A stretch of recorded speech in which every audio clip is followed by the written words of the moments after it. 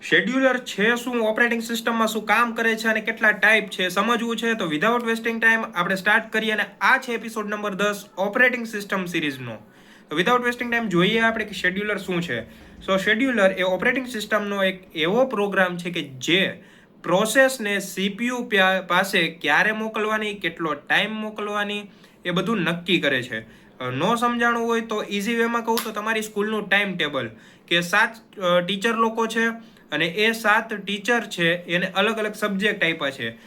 કયા ટીચર કેટલા વાગે કઈ ક્લાસમાં જશે અને કયો સબ્જેક્ટ ભણાવશે એ નક્કી કરવાનું હોય તો એને કહેવાય શેડ્યુલિંગ. ને એ જે કરે એ જ શેડ્યુલર. ખબર પડી ગઈ? અને કઈ રીતે વર્ક કરે છે તો સિલેક્શન અને અલોકેશન. સિલેક્શન એટલે કે પ્રોસેસ હોય એને હાર્ડ ડિસ્કમાં સ્ટોર કરી હોય ત્યાંથી એને રેમ ઉપર લાવવાની અને રેમ ઉપરથી એને સીપીયુ પાસે મોકલવાની હોય. અને અલોકેશન કે પસંદ કરેલી પ્રોસેસને સીપીયુ કે મેમરીને સોંપે છે. એટલે કે સમજો કે મેં હાર્ડ ડિસ્કની અંદરથી 1000 પ્રોસેસ હતી, એમાંથી 200 પ્રોસેસને હું રેમ ઉપર લાવ્યો અને એ 200 પ્રોસેસમાંથી કઈ પ્રોસેસને પહેલાં હું મોકલીશ સીપીયુ પાસે, ત્યારબાદ એ બીજી 200 વધી છે એમાંથી બીજી પ્રોસેસ એવી કઈ છે કે હું એને સીપીયુ પાસે મોકલું, પછી ત્રીજી પ્રોસેસ, ચોથી પ્રોસેસ, એમ હું લાઇન બાય લાઇન મોકલી. પણ એમ નહીં કે ભાઈ 1 2 3 4 5 6 એવી રીતે નહીં મોકલું. જે ઓછા ટાઈમમાં વધારે કામ કરી દેતી હશે જે પ્રોસેસ એને હું પહેલાં મોકલીશ. બરાબર? તો આ વસ્તુ હું તમને બહુ સિમ્પલ વેમાં સમજાવીશ ડાયાગ્રામ ડ્રો કરીને. સો તમારે ટાઈમ વેસ્ટ નહીં થાય અને કન્ફ્યુઝન પણ નહીં થાય કે આ છે શું. અને લોંગ ટર્મ શેડ્યુલર અને શોર્ટ ટર્મ શેડ્યુલર અને મીડિયમ ટર્મ શેડ્યુલર આ 3 ટાઈપ છે શેડ્યુલરના. સો આ પણ હું તમને એવા ડાયાગ્રામમાં દોરીને બતાવીશ ને કે એકવાર જોઈ લ્યો ને તો બીજી વાર ભૂલાશે નહીં. થિયરી હું વાંચવા માટે વાંચી જ જઈશ પણ એ હું તમને એવી રીતે સમજાવીશ ને કે ક્યાંય નહીં ભૂલે. સો જોઈએ લોંગ ટર્મ શેડ્યુલર એટલે કે કયા પ્રોગ્રામને હાર્ડ ડિસ્કમાંથી રેમ ઉપર લાવવાની હોય. એટલે કે તમારા સ્ટોરેજમાં મોબાઈલ હોય, કમ્પ્યુટર હોય, એના સ્ટોરેજમાંથી તમારી રેમ હોય, મોબાઈલ કે કમ્પ્યુટરની રેમ, એના ઉપર પ્રોસેસ લાવવાની છે તો એ પ્રોસેસને કહેવાય શોર્ટ ટર્મ શેડ્યુલર. ખબર પડી? નો પડ્યું તો હજી હું તમને સમજાવીશ હમણાં દોરીને બધું, પણ અત્યારે ખાલી એટલું સમજો કે તમારા સ્ટોરેજમાંથી રેમ ઉપર પ્રોસેસને લાવી એનું સિલેક્શન કરી એને કહેવાય લોંગ ટર્મ શેડ્યુલર.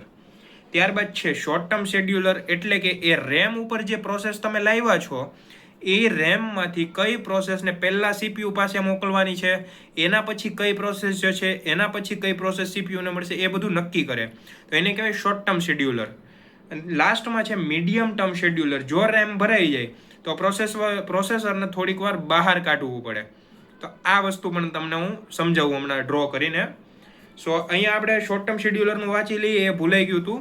તો રેમમાં રહેલી પ્રોસેસમાંથી કઈ પ્રોસેસને અત્યારે સીપીયુ આપવું એ નક્કી કરે, જે હમણાં મેં તમને કીધું. સો આ વસ્તુ હું તમને ડ્રો કરીને બતાવું છું. સો અત્યારે ધ્યાન દેજો, ભૂલાવવું ન જોઈએ. સો આ છે અહીંયા હાર્ડ ડિસ્ક. શું? Hard disk. સો આ યાદ રાખજો, ભૂલાય નહીં. હાર્ડ ડિસ્કની અંદર 1000 પ્રોસેસ છે. કેટલી? 1000. તો 1000 પ્રોસેસ છે એ 1000માંથી આ રેમ છે. શું છે? રેમ. રામ કયો તોય વાંધો નહીં.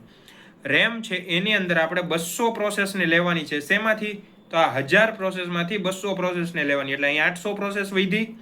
સો આને કહેવાય લોંગ ટર્મ શેડ્યુલર કે સ્ટોરેજ એટલે કે હાર્ડ ડિસ્કની અંદરથી હું એ નામ આપી દઉં સ્ટોરેજ હાયર, એટલે કન્ફ્યુઝન ન થાય તમને. સ્ટોરેજમાંથી રેમ ઉપર તમે જે પ્રોસેસ લાવો ને એને નક્કી કરો છો કે આ 1000માંથી આ 200 પ્રોસેસ મારે લઈ જવી છે તો એને કહેવાય લોંગ ટર્મ શેડ્યુલર. ખબર પડી ગઈ? સો આપણે આને હાઇલાઇટ કરી દઈએ કે આ જે છે તો આને કહેવાય લોંગ ટર્મ શેડ્યુલર. બરાબર? હવે આ રેમ છે, રેમ આ જો આ 200 પ્રોસેસ હવે આપણે એને ક્યાં મોકલવાની થશે? અહીંયા સીપીયુ પાસે. સીપીયુ. સો આની પાસે મોકલવાની છે પણ આ 200 પ્રોસેસમાંથી કઈ એવી પ્રોસેસ છે કે જલ્દી કામ કરીને જલ્દી પતાવી દેશે? તો એવી પ્રોસેસ હોય એ 200 પ્રોસેસમાંથી આપણે એને સિલેક્ટ કરવાની કે હવે સમજો કે પહેલાં હું એને 81 નંબરની પ્રોસેસ એવી છે કે 1 સેકન્ડમાં પતે તો એને હું મોકલું. ત્યારબાદ હું એવી પ્રોસેસને મોકલું છું કે જે 22 સેકન્ડમાં પતે, ત્યારબાદ એવી પ્રોસેસ કે જે 20 સેકન્ડમાં, ત્યારબાદ 19 સેકન્ડની પ્રોસેસ ને ત્યારબાદ 18 સેકન્ડવાળી પ્રોસેસ. સો આવી રીતે હું 200 પ્રોસેસને હું એવી રીતે સીપીયુ પાસે મોકલી કે જલ્દી પતી જાય. સો આને શું કહેવાય? તો આને કહેવાય શોર્ટ ટર્મ શેડ્યુલર. આ પાર્ટને કહેવાય short term short term scheduler. આ ખબર પડી ગઈ. સો long term short term scheduler તમે જોઈ લીધું. હવે આ વસ્તુ હું તમને મીડિયમ ટર્મ શેડ્યુલરમાં થોડુંક અલગ રીતે બતાવું. સમજો, જેમ કે આ તમારી પાસે અત્યારે સીપીયુ છે અને અહીંયા 200 પ્રોસેસની જ કેપેસિટી છે અને અત્યારે તમારી પાસે ના છૂટકે 300 પ્રોસેસ છે કે જે તમારે એક સાથે પતાવવાની છે. સો અહીંયા તમે શું કરશો કે આ જે 200 પ્રોસેસ છે એમાંથી જેટલી ફટાફટ પતે છે એવી પ્રોસેસને નક્કી કરો કે ભાઈ સમજો કે મારી 120 પ્રોસેસ છે જલ્દી પતે છે અને બાકીની 80 પ્રોસેસ છે એને વાર લાગશે.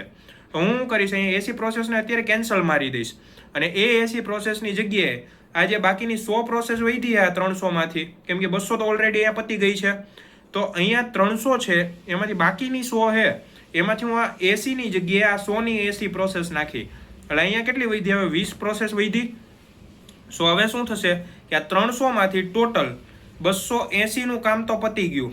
વધી કેટલી હવે અહીંયા? તો 20 પ્રોસેસ વધ્યા. જુઓ તમે. સો 20 પ્રોસેસ વધી. તો હવે હું કરીશ આ પતી જાય કામ એટલે અહીંયાથી આપણે ભૂસી નાખીએ 80ને અને બાકીની જે 20 વધી એને અહીંયા લઈ લઈએ. તો આ મીડિયમ ટર્મ શેડ્યુલ થઈ ગયું કે જે ઓલી 80 પ્રોસેસ હતી પહેલાંની, તો 80 પ્રોસેસને મેં થોડીક વાર માટે બહાર કાઢી દીધી હતી. કેમ?